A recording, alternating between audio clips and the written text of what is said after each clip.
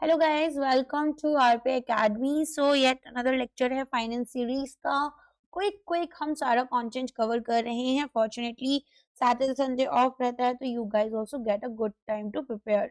तो चलिए, यहाँ पर सबसे पहले एक इम्पॉर्टेंट बात है, इस चैप्टर से बहुत ज्यादा क्वेश्चंस नहीं आते। ठीक है, अगर बहुत ज्यादा क्वेश्चंस नहीं आते तो उसका फायदा क्या है कि यहाँ पर हमें करेंट अफेयर्स करने हैं।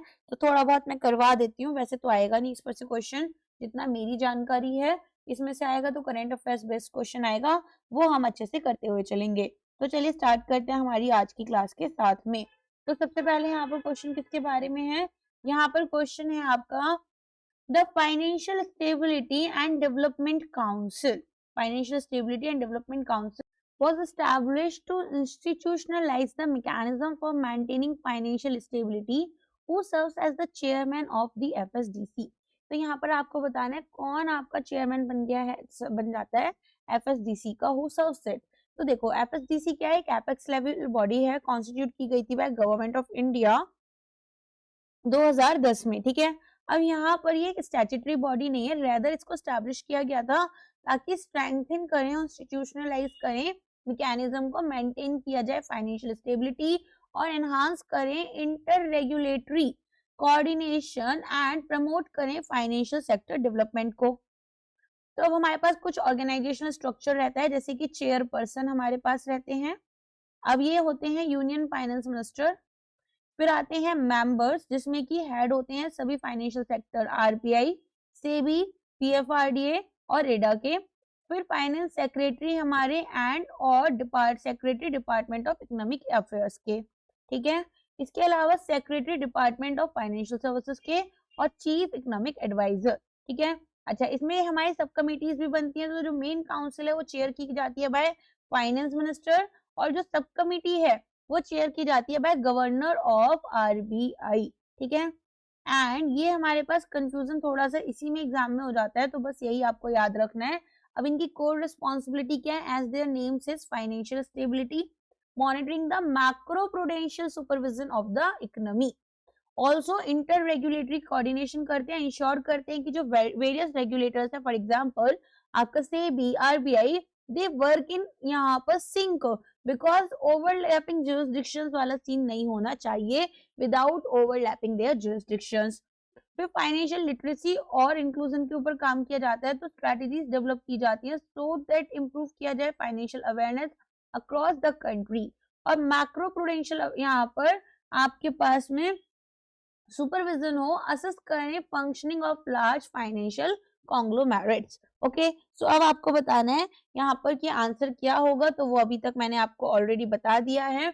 कौन होता है एफएसडीसी का चेयरमैन? यूनियन फाइनेंस मिनिस्टर होते हैं। ओके, चलो नेक्स्ट क्वेश्चन पर आ जाते हैं। Which section of SEBI act यहाँ पर empowers the central government to supersede the board of SEBI if it is unable to discharge its functions or in public interest। तो अगर सेबी यहाँ पर ठीक से काम नहीं कर पा रहा है, इसका बोर्ड ऑफ डायरेक्टर, तो ये सारे के सारे काम जो हैं वो अब हमारी गवर्नमेंट किसी और को दे देगी, सुपरसीड कर लेगी इनसे। कौन सा सेक्शन है? Section 34A। ठीक है, हमारे सेबी एक्ट का। जो सेबी है वो क्या है? ऑटोनॉमस बॉडी है, और सेबी एक्ट के प्रोविजंस यहाँ पर अलाउ करते हैं सेंट्रल गवर्नमेंट को कि वो यहाँ पर अल्टीमेट कंट्रोल एक्सरसाइज करें under extra ordinary circumstances. Section 34A जो है वो स्पेसिफिकली इंसर्ट किया गया था ताकि हम यहाँ पर गवर्नमेंट को पावर दें कि वो सुपरसीड कर सकते हैं बोर्ड को। अब इसमें भी कुछ ग्राउंड्स होते हैं सुपर सेशन के, जैसे कि सेंट्रल गवर्नमेंट सुपरसीड करेंगे बोर्ड को by notification for a period not exceeding 6 months based on the following grounds. सबसे पहले इनेबिलिटी टू फंक्शन, तो अगर board on account of a grave emergency यहाँ पर डिस्चार्ज नहीं करता functions and duties imposed on it by the act. दूसरा, default in compliance, तो अगर बोर्ड ने परसिस्टेंटली डिफॉल्ट करा in complying with any directions issued by central government. और पब्लिक इंटरेस्ट में अगर कुछ ऐसे सर्कमस्टांसेस एग्जिस्ट करते हैं which render it necessary in the public interest to do so. ठीक है, तो कॉन्सिक्वेंसेस क्या रहेंगे सुपर सेशन के? पहले तो यहाँ पर जो नोटिफिकेशन है सुपर सेशन का वो पब्लिश किया जाएगा कि हमारे पास वेकेशन हुआ ऑफिस का, चेयरमैन और जो बाकी मेंबर्स हैं बोर्ड के वो वेकेट करेंगे। ट्रांसफर किया जाएगा पावर्स का, तो जितनी भी पावर्स और ड्यूटीज हैं बोर्ड की वो एक्सरसाइज की जाएंगी बस सच पर्संस एज यहाँ पर सेंट्रल गवर्नमेंट में डायरेक्ट, और रिपोर्टिंग की जाएगी पार्लियामेंट में। तो सेंट्रल गवर्नमेंट एक फुल रिपोर्ट बनाएंगे क्या एक्शंस लिए जाते हैं और सर्कमस्टांसेस जिसकी वजह से यहाँ पर हमारे पास में, ठीक है, before each house of parliament की हम क्या चीजें कर सकते हैं अभी।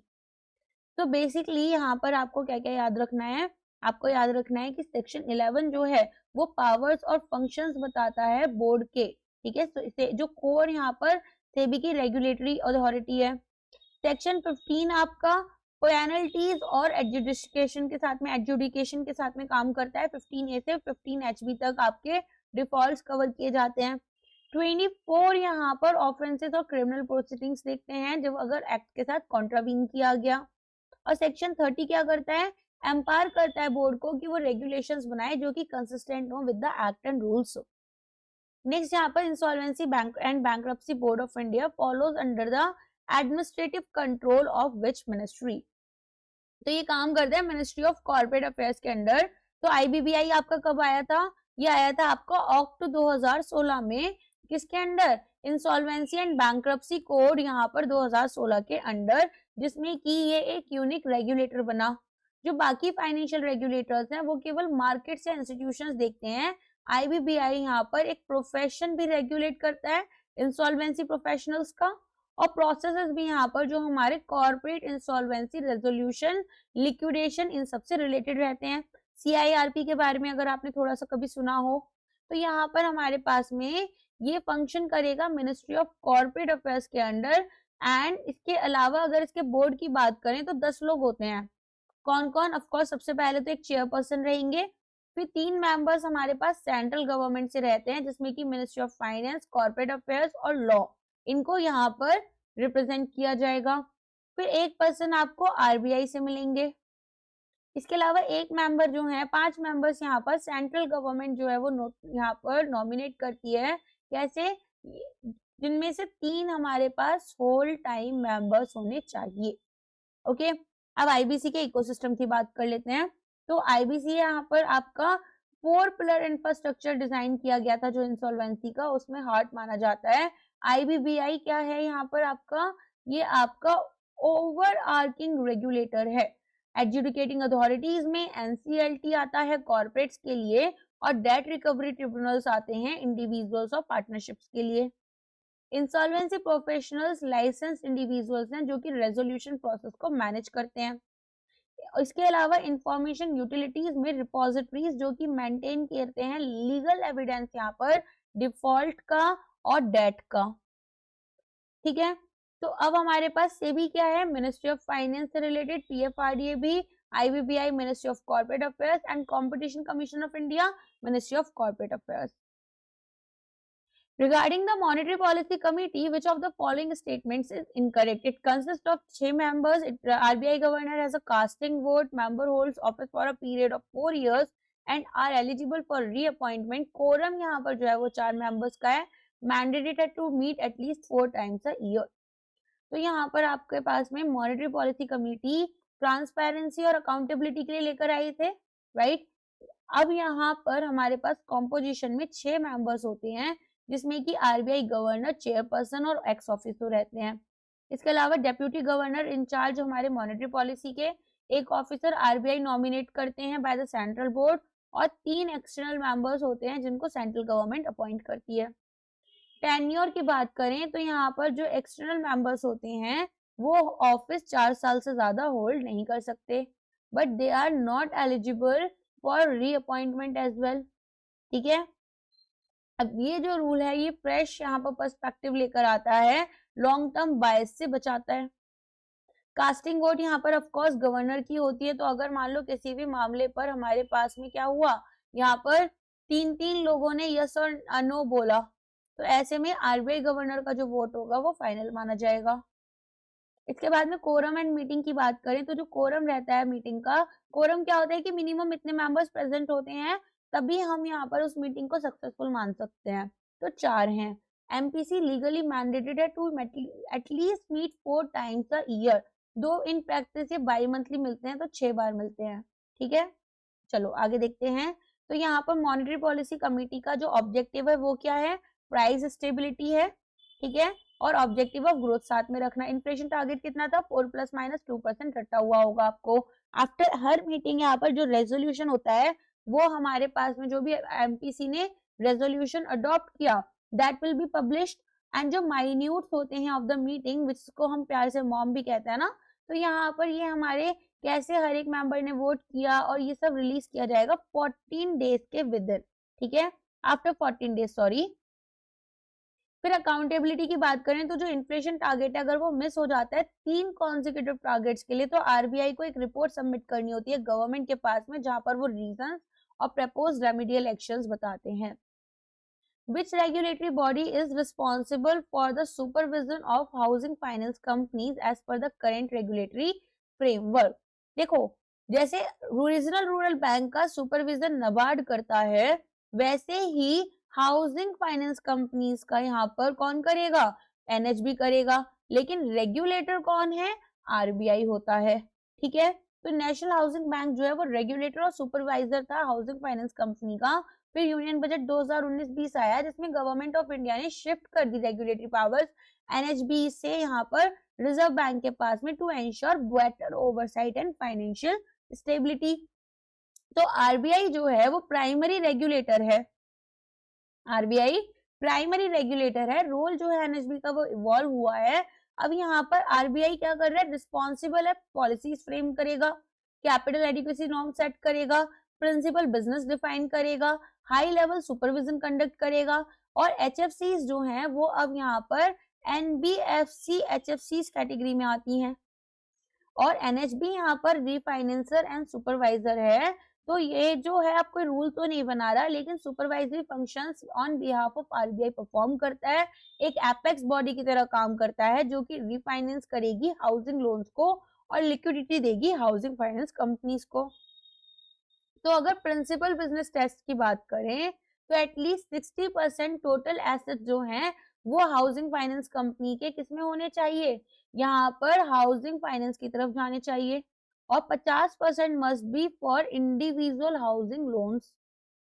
नेट ओन फंड की बात करें तो ये 20 करोड़ होना चाहिए यहाँ पर रुपीज में, ठीक है, टू ऑपरेट। और करार यहाँ पर इनको कितना मेंटेन करना है, एनबीएफसी के लिए 15% होता है। Loan to volume value ratio अगर हम बात करें, this is very important, LTV ratio आपसे पूछा जाता है अलग अलग एग्जाम्स में, गोल्ड लोन का, हाउसिंग लोन का। तो इंडिविजुअल हाउसिंग लोन के लिए जो एलटीवी है वो आपका 75 से 90% के बीच में वेरी करता है depending on the loan size, ठीक है।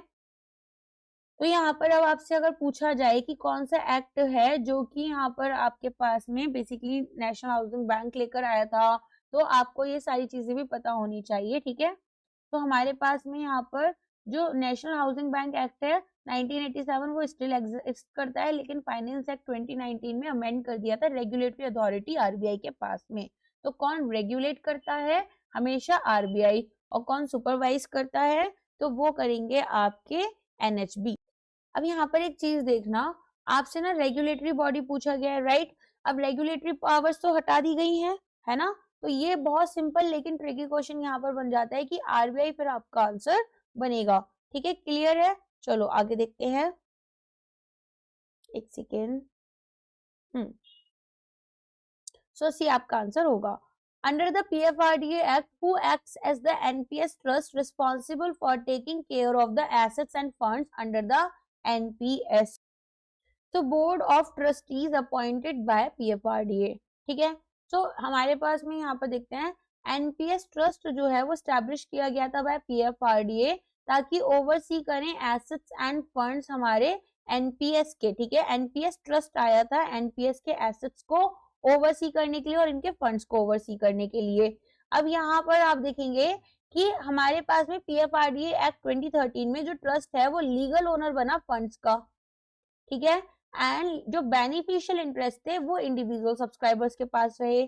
तो एनपीएस ट्रस्ट कैसे काम करता है, यहाँ पर देखो, सबसे पहले जो फिजिकल एसेट्स हैं वो एक कस्टोडियन होल्ड करेंगे, ठीक है, और एनपीएस जो है वो क्या बनेंगे, एनपीएस ट्रस्ट आपके लीगल ओनर बन जाएंगे, ओके। इसके बाद में यहाँ पर ये परफॉर्मेंस यहाँ पर और ऑपरेशंस अदर इंटरमीडियरीज जैसे कि pension funds and the custodian उनको भी मॉनिटर करते हैं। फिर इसके बाद में ये इंश्योर करते हैं कि जितनी भी एंटिटीज इन्वॉल्व हैं एनपीएस आर्किटेक्चर में वो गाइडलाइंस फॉलो करें और इन्वेस्टमेंट नॉर्म्स फॉलो करें जो कि पीएफआरडीए ने ले डाउन किए। ठीक, इसके बाद में we have to see about the grievance redressal. So it acts as an intermediary, it acts as an intermediary जिसमें कि एक लेयर यहाँ पर ये बना रहे हैं to protect the subscriber interest and ensure the complaints are, ठीक है, and ensure that complaints are addressed. Okay, so NPS architecture कैसा रहेगा हमारे पास में, यहाँ पर पीएफआरडीए जो होगा वो क्या है, सुप्रीम रेगुलेटर है। एनपीएस ट्रस्ट जो होगा वो रिस्पॉन्सिबल है कि मॉनिटर करें और यहाँ पर एसेट्स एंड फंड्स का केयर करें। Central record keeping agency maintain करेंगे रिकॉर्ड्स, अकाउंट्स और एडमिनिस्ट्रेशन, फॉर एग्जांपल प्रोटियन या केफिनटेक को, ठीक है, केफिनटेक आपकी कंपनी है जैसे। अच्छा, फिर आपके पास में pension fund managers PFM professionals जो इन्वेस्ट करेंगे फंड्स को, for example SBI, LIC, HDFC pension fund. फिर आते हैं ट्रस्टी बैंक, मैनेज करेंगे day to day flow of funds. Currently हमारे पास एक्सिस बैंक है जो कि ट्रस्टी बैंक की तरह काम कर रहा है। और जिन लोगों ने पीएफआरडीए का एग्जाम दिया था और मुझसे पढ़ा था उनको पता होगा, पीओपी यहाँ पर point of presence interface for the subscriber bank post office, ठीक है। तो हमारे पास ये याद रखना, पेंशन फंड मैनेजर्स अलग होते हैं और एनपीएस ट्रस्ट अलग होते हैं। पेंशन फंड मैनेजर्स क्या करते हैं, मैनेज करेंगे इन्वेस्टमेंट हमारी मनी की इन इक्विटी और डेट। और एनपीएस ट्रस्ट क्या कर रहा होता है, ये यहाँ पर मॉनिटर करते हैं इन मैनेजर्स को और होल्ड करेंगे legal title to the money to ensure it is not misused. Okay, तो यहाँ पर आपके पास में आंसर क्या हो जाएगा इसका, इसका आंसर आपका रहेगा the board of trustees appointed by PFRDA. The internal ombudsman scheme was introduced by RBI for which of the following entities to strengthen the internal grievance redressal mechanism। अच्छा, इसकी कुछ अपडेट्स आई हैं जो कि मैं आज जो फाइनेंस करंट अफेयर्स की क्लास लेकर आऊंगी उसमें कवर कर लेकर आऊंगी आपके लिए, ठीक है। देखो, इंटरनल ओम्बड्समैन स्कीम की अगर हम बात करें तो ये लेवल 1 ग्रीवांस रिड्रेसल मैकेनिज्म है। तो आरबीआई ओम्बड्समैन अलग होते हैं, ठीक है, जिनके पास में आप तब अपील कर रहे हो जब आरबीआई ओम्बड्समैन के पास कब अपील करते हैं, जब हमारे बैंक के पास में, ठीक है, कोई भी ऐसा वो नहीं मिला, हमें अच्छा रिस्पॉन्स नहीं मिला, या हम ऐसा बोल सकते हैं कि अवर बैंक हैड फेल्ड अस। तो इंटरनल ओम्बड्समैन यहाँ पर एक इंडिपेंडेंट अथॉरिटी है जिसको हमारे इंस्टीट्यूशन के इंसेल्फ यहाँ पर सेल्फ वो अपॉइंट करेगी। तो गोल क्या है कि इंश्योर करें कि जितनी भी कंज्यूमर कंप्लेंट्स आ रही हैं वो रिजेक्ट नहीं हो, ठीक है, होली या partially by the institution's internal grievance cell बिना रिव्यू के, ठीक है, रेदर इनको यहाँ पर इंटरनली रिव्यू किया जाए by an independent expert before the final rejection is sent to the customer. तो अब यहाँ पर इंटरनल ओम्बड्समैन को अपॉइंट कौन करता है, तो आरबीआई धीरे धीरे इस चीज को भी एक्सपेंड कर रही है। तो बैंक में हमारे पास जितने भी शेड्यूल्ड कमर्शियल बैंक्स हैं एक्सक्लूडिंग रीजनल रूरल बैंक्स, इनको अपॉइंट करना है एक इंटरनल ओम्बड्समैन। एनबीएफसीज की बात करें तो 2021 में आरबीआई ने मैंडेट किया इंटरनल ओम्बड्समैन स्कीम हमारे डिपॉजिट टेकिंग एनबीएफसीज जिनके पास 10 या इससे ज्यादा ब्रांचेस हैं, ठीक है। इसके अलावा नॉन डिपॉजिट टेकिंग एनबीएफसीज के लिए इन्होंने बोला था, एनबीएफसी एनडी के लिए, कि यहाँ पर जो एसेट साइज है अगर आपका 5000 करोड़ या इससे ज्यादा का है। फिर पेमेंट सिस्टम पार्टिसिपेंट्स में large non bank prepaid payment instrument PPI जो रहता है, ठीक है, issuers and Bharat bill payment operating units. Credit information companies, जो 4 क्रेडिट इंफॉर्मेशन कंपनीज इंडिया में इस फ्रेमवर्क के अंडर लाई गई थी। तो की फीचर्स क्या हैं इंटरनल ओम्बड्समैन स्कीम के, सबसे पहले तो ये यहाँ पर एक एम्प्लॉय नहीं हो सकते हैं एंटिटी के, इनको बेसिकली एक या तो रिटायर्ड सीनियर बैंकर हो सकते हैं या रेगुलेटरी से रिटायर्ड पर्सन हो सकते हैं जिनको कॉन्ट्रैक्ट बेसिस पर 3 से 5 इयर्स के लिए लाया गया है और मैंडेटरी रिव्यू हुआ होगा। तो इंस्टीट्यूशन जो है वो रिजेक्ट नहीं कर सकता एक कंप्लेंट को बिना रिव्यू करे बाय इंटरनल ओम्बड्समैन। और customer can not complain directly to the IO, IO यहाँ पर क्या करेंगे, केवल रिव्यू करेंगे उन केसेस को जो बैंक की इंटरनल टीम ने ऑलरेडी डिसाइड कर लिया कि रिजेक्ट कर रहे हैं, ठीक है। तो अब यहाँ पर आईओ और आरबीआई की इंटीग्रेटेड ओम्बड्समैन में क्या डिफरेंस है? देखो, आईओ इंटरनल ओम्बड्समैन होते हैं जिनको अपॉइंट किया जाता है विद इन बैंक और एनबीएफसी। और यहाँ पर कौन इन तक पहुंचता है? बैंक इंटरनली हम बैंक के पास जाते हैं, प्रिवेंटिव इंटरनल रिव्यू के लिए होता है, जबकि IOS integrated ombudsman scheme appoint और मैनेज की जाती है बाय आरबीआई। डायरेक्टली कस्टमर यहाँ पर जाते हैं और एडजुडिकेटरी या अपीलेट बॉडी की तरह ये काम करते हैं। SEBI's score, SEBI Complaint Riddle System, is a centralized web-based platform. If a company fails to resolve a complaint within the stipulated time, SEBI can take action under which section of the SEBI Act? देखो, हमारे पास में यहाँ पर section 15C जो है वो इस बारे में बात करता है। अब ये क्या कहते हैं पूरा अच्छे से समझेंगे। तो हमारे पास में यहाँ पर सबसे पहले जो सेक्शन 11B है, ये सेबी को जनरल पावर दे रहा है कि आप डायरेक्शंस इशू करो, लेकिन जो 15C है वो यहाँ पर स्पेसिफिक टीथ है स्कोर्स प्लेटफॉर्म का, जिसमें कि ये डील करते हैं directly with the failure of a listed company और an intermediary to redress investors grievances. तो अब हमारे पास कुछ की लीगल प्रोविजंस हैं, इनको ध्यान से सुनना। सेक्शन 15C, अगर कोई भी लिस्टेड कंपनी या intermediary after having been called upon by SEBI in writing fail कर जाता है to redress grievances of investors within the time specified by the board, तो यहाँ पर ऐसी एंटिटी लायबल होगी फॉर अ पेनल्टी। ठीक है, अब ये जो पेनल्टी है ये 1 लाख रुपए पर डे लगेगी during which such failure continues, या फिर 1 करोड़ जो भी यहाँ पर कम होगा। अब सेबी ने हाल फिलहाल में स्कोर्स 2.0 रिलीज किया था, राइट? तो लॉन्च किया था यहाँ पर स्कोर्स 2.0 को, जो कि इंट्रोड्यूस करते हैं automated routing of complaints, automated routing of complaints, जिसमें कि हमारे पास में मैंडेटरी टाइमलाइंस दी गई हैं, usually 21 calendar days for entities to resolve such issues. So basically हमारे पास में सेक्शन 11 भी क्या करता है? इशू करता है general directions in interest of investors और द सिक्योरिटीज मार्केट। 15C क्या करता है? स्पेसिफिक पेनल्टी लगाता है for failure to redress investor grievances, जैसे कि स्कोर सेक्शन है। अच्छा, इसके अलावा एक और होता है सेक्शन 15HB, जो कि रेजिडुअल पेनल्टी सेक्शन है कॉन्ट्रावेंशन के लिए, जब कोई सेपरेट पेनल्टी नहीं दी गई है। और सेक्शन 24 क्या करता है? ये यहाँ पर डील करता है with offences and criminal prosecution for serious violations. ठीक है, तो कैसे काम करता है कोर्स? सबसे पहले इन्वेस्टर को अप्रोच करना होता है कंसर्न एंटिटी, जो भी कंपनी है इंटरमीडिएट है उनके पास में। अगर यहाँ पर इसको रिजॉल्व नहीं किया गया 21 दिन के अंदर अंदर, तो इन्वेस्टर लॉन्च करेगा कंप्लेंट स्कोर्स पोर्टल पर। अब क्योंकि कंप्लेंट यहाँ पर एंटिटी को भेजी गई थी और ये रिजॉल्व नहीं कर पाते हैं, तो ये डेजिग्नेटेड बॉडी जैसे कि स्टॉक एक्सचेंज जो है वहां पर ऑटोमेटेड रूटिंग होगी। अगर डेजिग्नेटेड बॉडी जो है वो भी फेल कर जाएगी, तो यहाँ पर सेबी मैटर अपने हाथ में ले लेगा और इन्वोक कर सकता है सेक्शन 15C फॉर पेनल्टीज।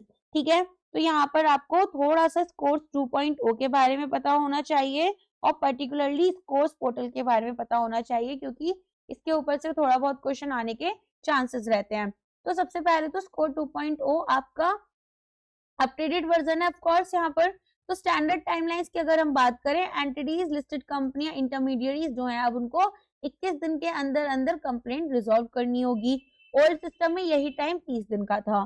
साथ में यहाँ पर स्कोर्स 2.0 ने एक स्ट्रक्चर्ड रिव्यू हायरार्की रखी है, जिसमें पहली जो लेवल है उस पर कंप्लेंट हैंडल की जाएगी बाय कंसर्न एंटिटी।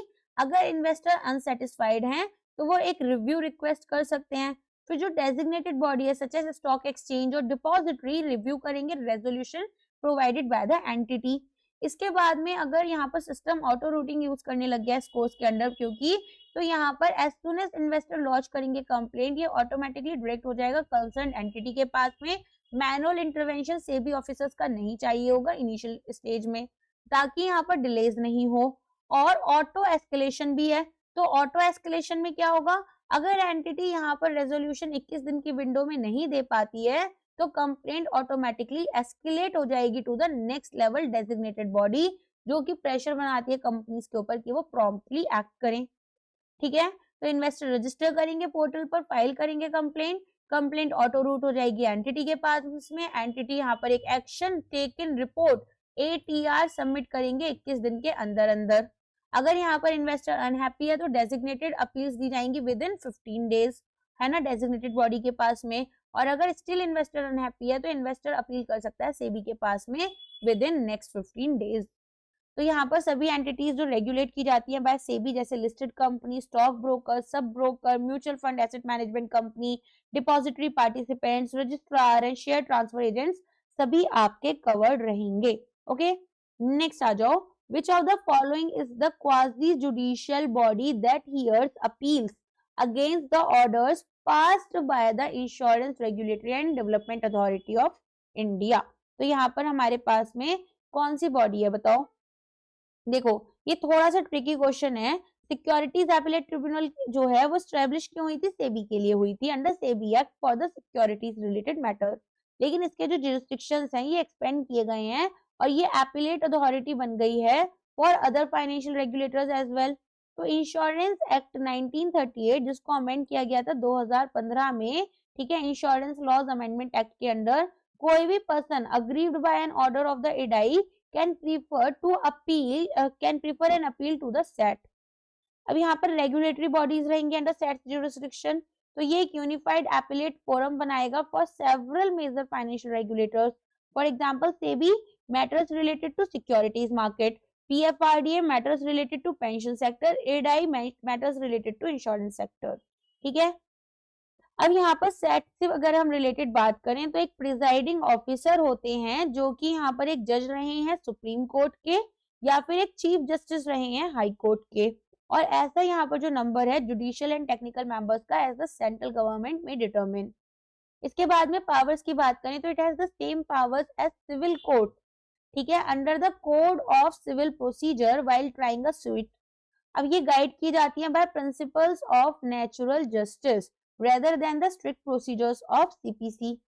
अच्छा, अगर कोई पर्सन एग्रीव्ड है by an order of the SAT तो वो सुप्रीम कोर्ट ऑफ इंडिया के पास जा सकते हैं but only on a question of law. ठीक है, अच्छा, अब यहाँ पर और भी ऑप्शन है एनक्लेट। तो यहाँ पर ये क्या करते हैं, national company law tribunal and competition commission of India, इनके अगेंस्ट यहाँ पर ये जितनी भी हमारे पास में ये रहती हैं अपील्स रहती हैं उनको सुनते हैं। ठीक है, तो नेशनल कंपनी लॉ ट्रिब्यूनल और कंपटीशन कमीशन ऑफ इंडिया के अगेंस्ट। कंज्यूमर फोरम आपको पता है इंडिविजुअल सर्विस रिलेटेड डिस्प्यूट सुनते हैं, यहाँ पर हाई कोर्ट रिट पेटिशंस वगैरह फाइल की जा सकती हैं। क्लियर है ये? तो चलो नेक्स्ट आ जाओ। तो आरबीआई अगर रेगुलेटर है तो एपेलेट अथॉरिटी सेंट्रल गवर्नमेंट हो सकती है या फिर यहाँ पर कोई भी एक्ट में दे रखा हो कुछ अलग से। सेबी, इडाई, पीएफआरडीए के लिए सिक्योरिटीज एपेलेट ट्रिब्यूनल होती है, सेबी, पीएफआरडीए और इडा के लिए। ठीक है, और अगर हमारे पास insolvency bankruptcy board of India है या फिर कंपटीशन कमीशन ऑफ इंडिया है तो NCLAT. Clear? RBI acts as the lender of last resort for banks, ये तो आपको पता ही है। ये यहाँ पर कौन सी विंडो के थ्रू करते हैं ये बताओ। ये मैंने बहुत अच्छे से समझाया हुआ है, मार्जिनल स्टैंडिंग फैसिलिटी के अंडर किया जाता है। तो लेंडर ऑफ लास्ट रिजॉर्ट में क्या होगा, आरबीआई अगर कहीं से भी लोन नहीं मिल रहा, ओवरनाइट आपको लोन चाहिए, तो ऐसे में आप क्या कर सकते हैं, अपने कोलेट्रल्स आपको देने पड़ेंगे जो स्टैंडर्ड डिपॉजिट फैसिलिटी में नहीं चलता है कोलेट्रल वाला मामला। तो यहाँ पर स्पेसिफिक ऑपरेशनल विंडो है, इंट्रोड्यूस की गई थी 2011 में, जिसमें कि शेड्यूल कमर्शियल बैंक्स जो हैं वो सीवियर लिक्विडिटी शॉक के साथ में डील कर सकें। तो ये एक इमरजेंसी वॉल्व की तरह काम करती है ताकि बैंक्स बोरो करें ओवरनाइट फंड्स यहाँ पर, ठीक है, फ्रॉम द आरबीआई जब inter bank liquidity dry up हो जाती है आपकी। और इसके बाद में जो यूनिक फीचर है एमएसएफ का वो क्या है कि बैंक्स प्लेज कर सकते हैं government securities from within the statutory liquidity ratio quota. ठीक है, up to a certain limit, कितनी लिमिट थी, 2% ऑफ एनडीटीएल, राइट। अच्छा, ताकि बोरो करें फंड्स को। नॉर्मल रेपो ऑपरेशंस में बैंक जो है वो एसएलआर सिक्योरिटीज को यूज नहीं कर सकते। अब क्योंकि इमरजेंसी में आप यूज कर रहे हो तो एक पीनल रेट भी लगेगा जो कि आपको पता ही है 0.25% होता है ऑफ रेपो रेट के साथ में ऐड कर कर। ठीक है, तो यहाँ पर हमारे पास में बेसिकली हमें क्या याद रखना है, हमें याद रखना है कि हमारे पास एक लिक्विडिटी एडजस्टमेंट फैसिलिटी होती है जिसमें कि हमारे पास सीलिंग रेट जो मैक्सिमम रेट होता है वो एमएसएफ का होता है और फ्लोर रेट जो होता है वो एसडीएफ का होता है। सीआरआर रिजर्व रिक्वायरमेंट पोर्शन यहाँ पर डिपॉजिट्स के आरबीआई के साथ में कैश में रखे जाते हैं, कोई इंटरेस्ट अर्न नहीं किया जाता है। एसएलआर रिजर्व रिक्वायरमेंट्स में ही पोर्शन डिपॉजिट्स का gold, government securities, cash etcetera में रखा जाता है या अप्रूव्ड सिक्योरिटीज में। MSF lender of large resort के अंडर आता है ओवरनाइट फंडिंग के लिए, ठीक है। ओएमएस आपके लिक्विडिटी मैनेजमेंट करते हैं, तो हम आउटराइट परचेज या सेल करते हैं सिक्योरिटीज का ताकि एडजस्ट करें ड्यूरेबल लिक्विडिटी। और आपका मार्केट स्टेबलाइजेशन स्कीम ये आपकी सरप्लस लिक्विडिटी के लिए यूज की जाती है, जिसमें कि हम मॉप करते हैं access liquidity arising from large capital inflow. Who is the current x officer chairman of IBBI? तो यहाँ पर रवि मित्तल जी हैं, ठीक है। ये बेसिकली आपके आईएएस ऑफिसर हैं और इन्होंने चार्ज लिया था 5 साल के लिए आप चार्ज लेते हैं, ठीक है, जब या फिर आपकी जब तक उम्र 65 ईयर्स नहीं हो जाती है। और इसके अलावा ऐसा कुछ है नहीं इसमें याद करने के लिए। एक बार और नाम भी चेक कर लेना आप लोग, ठीक है, कभी गड़बड़ हो गया हो मुझसे। चलो नेक्स्ट जाते हैं।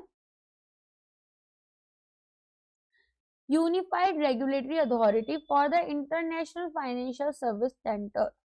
यहाँ पर ये आपसे बोल रहे हैं कि हमारे पास में unified regulatory authority for international financial service centre IFSC in India is headquartered in, कहाँ पर है? Gandhinagar, gift city. तो यहाँ पर आपके पास में इंटरनेशनल फाइनेंशियल सर्विस सेंटर में आएगी। एस्टेब्लिश कब हुई थी? अप्रैल 2020 आईएफएससी एक्ट 2019 के अंडर। ये सिंगल विंडो रेगुलेटरी बॉडी है। बिफोर इट्स इंसेप्शन बिजनेसेस जो थे आईएफएससी में had to deal with multiple regulators जैसे कि आरबीआई, सेबी, एडा, पीएफआरडीए। अब जब आईएफएससी आ गया तो यहाँ पर पहले क्या था, जैसे सिक्योरिटीज मार्केट है आईएफएससी में, तो वो यहाँ पर हमारा सेबी देख रहा है, इंश्योरेंस है तो फिर एडा देख रहा है। अब ये सारी चीजें मिलाकर आईएफएससी अकेला ही देखता है और ये आईएफएससी एक्ट 2019 के अंडर इसको पावर दी गई थी। Which of the following is not a member of FSDC? कौन नहीं है इनमें से मेंबर एफएसडीसी का? यूनियन फाइनेंस मिनिस्टर चेयरपर्सन होते हैं, गवर्नर आरबीआई के, चेयरपर्सन सेबी के, एडा के, चेयरपर्सन पीएफआरडी के, आईएफएससी के। यहाँ पर अभी रिसेंटली ऐड किए गए थे, ठीक है। गवर्नमेंट ऑफिशियल्स में सेक्रेटरी होते हैं डिपार्टमेंट ऑफ इकोनॉमिक अफेयर्स से और डिपार्टमेंट ऑफ फाइनेंशियल सर्विसेज से, मिनिस्ट्री ऑफ कॉर्पोरेट अफेयर्स से, ministry of electronics and information से रिलेटेड। इसके अलावा यहाँ पर चीफ इकोनॉमिक एडवाइजर होते हैं। तो कौन नहीं होगा इसमें? आंसर बताओ आपके पास में। चेयरमैन आपके नीति आयोग के चेयरमैन कौन है? नरेंद्र मोदी, प्राइम मिनिस्टर होते हैं, ठीक है।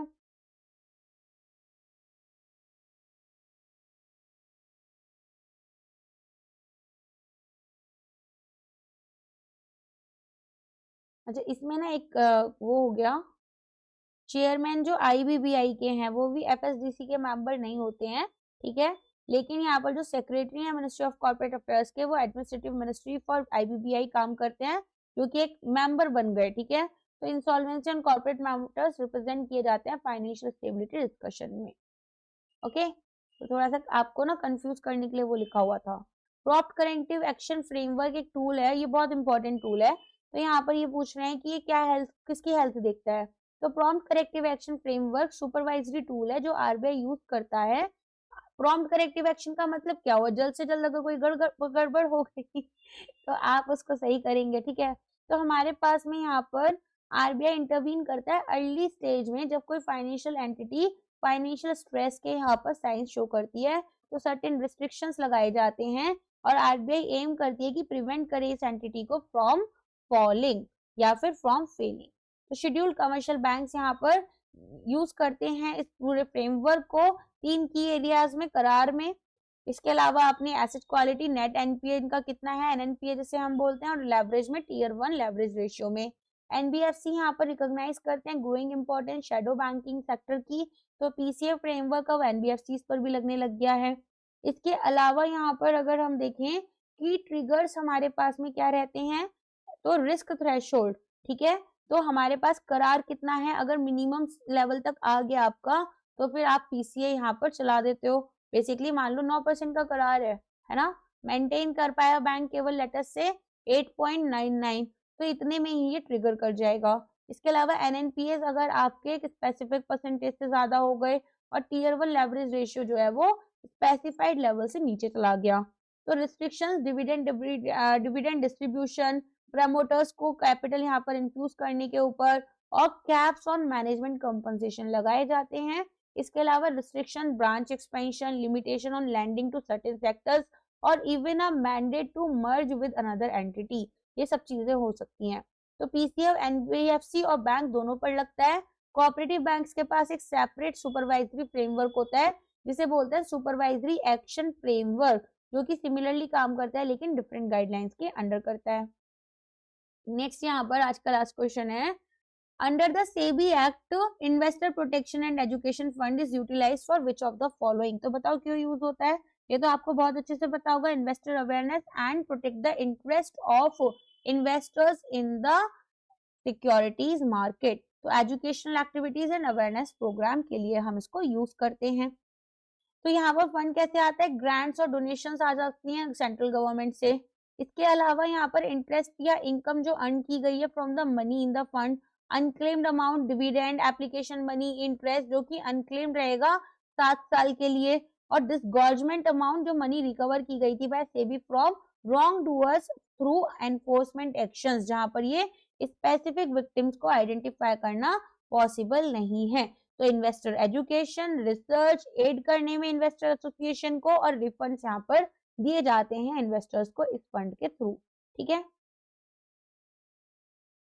चलो आज के लिए बस इतना ही है इस पर्टिकुलर चैप्टर में। आई होप चैप्टर आपको पसंद आया होगा। इसमें ज्यादातर करंट अफेयर्स आएंगे जो आपके सर्कुलर्स वगैरह रहते हैं उससे रिलेटेड, जो मैं आपको अलग से भी करवा दूंगी। बाकी कुछ स्टूडेंट्स का डाउट है कि फाइनेंस के करंट अफेयर्स कहाँ से करने हैं, थोड़ा समझा रही हूँ। 1 से 15 तक किसी भी मंथ को उठाते हो तो उसकी ना 3 तरह की वीडियोस आपको दिख सकती हैं। एक तो यहाँ पर पीआईबी न्यूज या फिर हमारी ओवरऑल न्यूज होती हैं। एक अलग से ना फाइनेंशियल एंड बैंकिंग अवेयरनेस कर भी आती है। उस सीरीज की जो मेजरली यहाँ पर शुरुआत की न्यूज होती हैं वो सेबी और आरबीआई से रिलेटेड, और जो बड़ी न्यूज होती हैं फिर पीछे की तरफ आपको यहाँ पर फेज 1 की मिलती हैं। एक्सेप्ट जो यहाँ पर हमारा लास्ट पार्ट रहा था उसमें आपको थोड़ा देखना पड़ेगा। तो वीडियो में जहां पर आपको लगे कि फेज 1 की न्यूज है उसको स्किप कर सकते हो, जैसे किसी एक्सिस बैंक से हो गई रिलेटेड या किसी भी फाइनेंस इंस्टीट्यूशन जो कि इतना इंपॉर्टेंट नहीं है, तो उसको उड़ा देना, बाकी पढ़ लेना। वो मैंने बताया भी होगा कि तो फेज 1 लेवल का न्यूज है, फेज 2 में मत पढ़ना, तो उसको हटा देना, बाकी आप पढ़ सकते हैं। ठीक है, तो करंट अफेयर्स के आपको वीडियो सारे मिल जाएंगे, वो मैंने सब कवर किए हुए हैं। चलिए आज के लिए बस इतना ही है, मिलते हैं हमारे नेक्स्ट वीडियो में। Thank you so much, bye bye, take care.